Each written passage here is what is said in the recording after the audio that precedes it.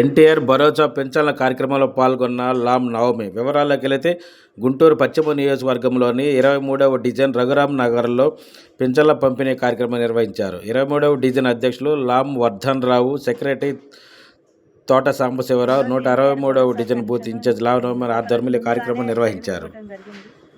వికలాంగులకి, వృద్ధులకి, వితంతు పెన్షన్ ప్రతి ఒక్కరికి సచివాలయం సిబ్బందితో పాటు ఇంటింటికి వెళ్ళి డోర్ టు డోరు ప్రతి ఒక్కరికి ఇవ్వటం జరిగింది. ప్రజలు చాలా సంతోషంగా వ్యక్తం చేస్తున్నారు. ఒకరోజు ముందుగానే పెన్షన్ ఇవ్వటం చాలా సంతోషంగా ఉందంటున్నారు. గత ప్రభుత్వంతో పోల్చుకుంటే గత ప్రభుత్వంలో 1300 కోట్లు పంచడం జరిగింది. కానీ ఇప్పుడు దగ్గరగా 50,000 కోట్ల దాకా పెన్షన్లు పంచడం జరిగింది. ఏదైతే చంద్రబాబు నాయుడు మాట ఇచ్చారో దానికన్నా కూడా ఎక్కువ వర్క్ చేయటం కూడా జరుగుతుంది.